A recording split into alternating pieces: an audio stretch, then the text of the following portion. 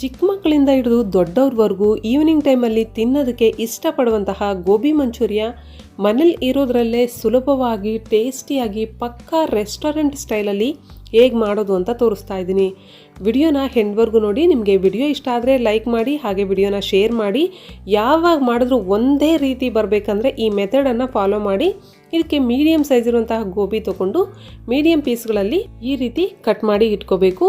ಈಗ ಚೆನ್ನಾಗಿ ಕಾದಿರುವಂತಹ ಬಿಸಿ ನೀರಲ್ಲಿ ಗೋಬಿನ ಹಾಕಿ 5 ನಿಮಿಷ ಹಾಗೆ ಬಿಡಿ. ಈ ರೀತಿ ಮಾಡೋದ್ರಿಂದ ಇದರಲ್ಲಿ ಏನಾದರೂ ಹುಳ ಇದ್ರೂ ಸಹ ಸತ್ತೋಗುತ್ತೆ. ತುಂಬ ಜನ ಹುಳ ಇದೆ ಅಂತ ಇದನ್ನು ತಿನ್ನೋದೇ ಇಲ್ಲ. ಈಗ ಇದರಲ್ಲಿರುವಂಥ ನೀರೆಲ್ಲ ಪೂರ್ತಿಯಾಗಿ ಬಸಿಬೇಕು. ಆನಂತರ ಒಂದು ಮಿಕ್ಸಿಂಗ್ ಬೌಲ್ ತೊಗೊಂಡು ಅರ್ಧ ಕಪ್ಪು ಕಾರ್ನ್ಫ್ಲೋರ್, ಅರ್ಧ ಕಪ್ಪು ಮೈದಾ ಹಿಟ್ಟು ತೊಗೊಂಡಿದ್ದೀನಿ. ಹಾಗೆ 2 ಸ್ಪೂನು ಅಕ್ಕಿ ಹಿಟ್ಟು ಹಾಕೋದ್ರಿಂದ ಕ್ರಿಸ್ಪಿಯಾಗಿರುತ್ತೆ. 1 ಸ್ಪೂನ್ ಖಾರದ ಪುಡಿ, ಅರ್ಧ ಸ್ಪೂನು ಕಾಳು ಮೆಣಸಿನ ಪೌಡರ್ ಅಥವಾ ಪೆಪ್ಪರ್ ಪೌಡರು, ರುಚಿಗೆ ತಕ್ಕಷ್ಟು ಉಪ್ಪು, 1 ಸ್ಪೂನು ಶುಂಠಿ ಬೆಳ್ಳುಳ್ಳಿ ಪೇಸ್ಟ್ ಹಾಕಿ ಇದನ್ನು ಮೊದಲು ಚೆನ್ನಾಗಿ ಮಿಕ್ಸ್ ಮಾಡ್ಕೋಬೇಕು. ತದನಂತರ ಸ್ವಲ್ಪ ನೀರನ್ನು ಹಾಕ್ಕೊಂಡು ದೋಸೆ ಹಿಟ್ಟಿನ ಹದಕ್ಕೆ ಇದನ್ನ ಮಿಕ್ಸ್ ಮಾಡ್ಕೋಬೇಕು. ಜಾಸ್ತಿ ತೆಳ್ಳಗೆ ಮಾಡ್ಕೋಬಾರ್ದು, ಚೆನ್ನಾಗಿ ಕೋಟ್ ಆಗೋದಿಲ್ಲ ಗೋಬಿಗೆ. ಆದ್ದರಿಂದ ಈಗ ನೀರೆಲ್ಲ ಪೂರ್ತಿಯಾಗಿ ಡ್ರೈನ್ ಮಾಡಿರುವಂತಹ ಗೋಬಿನ ಹಾಕಿ ಈ ರೀತಿ ಚೆನ್ನಾಗಿ ಮಿಕ್ಸ್ ಮಾಡಿ ಇದ್ರ ಮೇಲೆ ಸ್ವಲ್ಪ ಒಣ ಹಿಟ್ಟು ಅಂದರೆ ಮೈದಾ ಹಿಟ್ಟನ್ನು ಹಾಕ್ತಾಯಿದ್ದೀನಿ. ಇನ್ನೂ ಕ್ರಿಸ್ಪಿಯಾಗಿ ಬೇಕು ಅನ್ನೋ ಆಗಿದ್ರೆ ನೀವು ಕಾರ್ನ್ಫ್ಲೋರ್ ಆದರೂ ಹಾಕ್ಕೋಬೋದು. ಹಾಕಿ ಚೆನ್ನಾಗಿ ಮಿಕ್ಸ್ ಮಾಡಿ ಇದು ನೆನೆಸೋ ಹಾಗಿಲ್ಲ.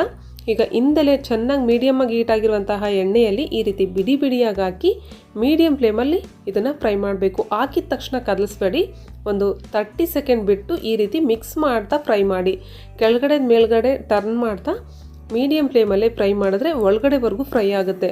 ಈ ರೀತಿ ಕ್ರಂಚಿಗೆ ಸೌಂಡ್ ಬರ್ತಾ ಇದೆ ನೋಡಿ. ಹಾಗೆ ಎಣ್ಣೆಯಲ್ಲಿರುವಂತಹ ಬಬಲ್ಸ್ ಎಲ್ಲ ಕಡಿಮೆ ಆಗಿದೆ. ಈ ರೀತಿ ಮೀಡಿಯಮ್ ಫ್ಲೇಮಲ್ಲೇ ಫ್ರೈ ಮಾಡಿದ್ರೆ ಬೇಗನೂ ಫ್ರೈ ಆಗುತ್ತೆ, ಹಾಗೆ ಕ್ರಿಸ್ಪಿಯಾಗೂ ಆಗುತ್ತೆ.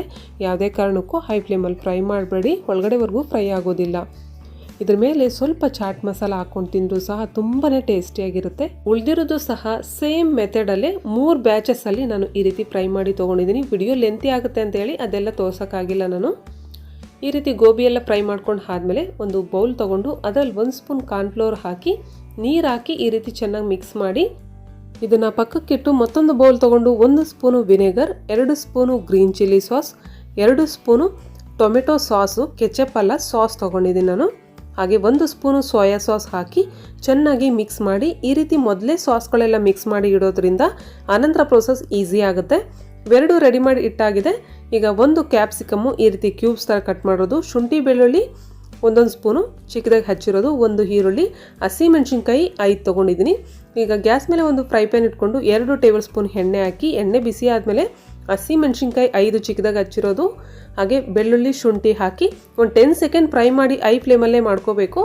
ಆನಂತರ 1 ಈರುಳ್ಳಿ ಹಾಕಿ ಅದ್ರ ಜೊತೆಗೆ ಕ್ಯಾಪ್ಸಿಕಮ್ಮು ಸಹ ಹಾಕಿ ಚೆನ್ನಾಗಿ ಮಿಕ್ಸ್ ಮಾಡ್ತಾ 1 ನಿಮಿಷ ಫ್ರೈ ಮಾಡಿ. ಇದು ಜಾಸ್ತಿ ಓವರಾಗೆ ಫ್ರೈ ಮಾಡಬಾರ್ದು. 1 ನಿಮಿಷ ಐ ಫ್ಲೇಮಲ್ಲಿ ಫ್ರೈ ಮಾಡಿ ಆದಮೇಲೆ ಸಾಸ್ಗಳೆಲ್ಲ ಹಾಕಿ ಅರ್ಧ ಸ್ಪೂನು ಖಾರದ ಪುಡಿ, ರುಚಿಗೆ ತಕ್ಕಷ್ಟು ಉಪ್ಪು. ಈ ಸಾಸ್ಗೆ ಎಷ್ಟು ಬೇಕೋ ಅಷ್ಟು ಸ್ವಲ್ಪ ಸಾಲ್ಟ್ ಹಾಕಿದ್ದೀನಿ. ಆಲ್ರೆಡಿ ಸಾಸ್ಗಳಲ್ಲೂ ಸಾಲ್ಟ್ ಇರುತ್ತೆ, ನೋಡ್ಕೊಂಡು ಹಾಕಿ. ಈಗ ಅದು ಚೆನ್ನಾಗಿ ಕುದಿಯೋಕ್ಕೆ ಸ್ಟಾರ್ಟ್ ಆದಮೇಲೆ ಕಾರ್ನ್ಫ್ಲೋರ್ನ ಒಂದು ಸತಿ ಸ್ಪೂನಲ್ಲಿ ಮಿಕ್ಸ್ ಮಾಡಿ ಈ ರೀತಿ ಹಾಕಿ ಅದ್ರ ಜೊತೆಗೆ ಅರ್ಧ ಕಪ್ಪು ನೀರು ಸಹ ಹಾಕಿ ಅದೇ ಕಪ್ಪಲ್ಲಿ ಚೆನ್ನಾಗಿ ಮಿಕ್ಸ್ ಮಾಡ್ತಾ ಈ ರೀತಿ ಅದು ಚೆನ್ನಾಗಿ ಕುದಿಯೋಕ್ಕೆ ಸ್ಟಾರ್ಟ್ ಆಗಿದೆ ನೋಡಿ. ಐ ಫ್ಲೇಮಲ್ಲೇ ಮಾಡ್ಕೋಬೇಕು ಈ ಪ್ರೋಸೆಸ್ ಎಲ್ಲ.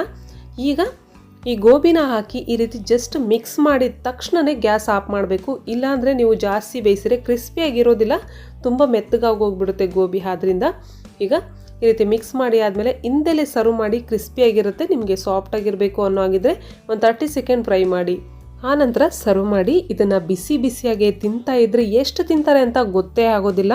ಕೈ ಹಿಡ್ಕೊಂಡ್ರೂ ಸಹ ತಿನ್ನೋದು ಮಾತ್ರ ಸ್ಟಾಪ್ ಮಾಡೋದಿಲ್ಲ. ಯಾವಾಗ ಮಾಡಿದ್ರು ಇದೇ ಥರ ಬರುತ್ತೆ. ಪಕ್ಕ ಟಿಪ್ಸ್ ಎಲ್ಲ ಫಾಲೋ ಮಾಡಿ. ವಿಡಿಯೋ ಇಷ್ಟ ಆದರೆ ಲೈಕ್ ಮಾಡಿ, ಹಾಗೆ ವಿಡಿಯೋನ ಶೇರ್ ಮಾಡಿ, ಸಬ್ಸ್ಕ್ರೈಬ್ ಮಾಡ್ಕೊಳ್ಳಿ, ಸಪೋರ್ಟ್ ಮಾಡಿ. Thank you for watching.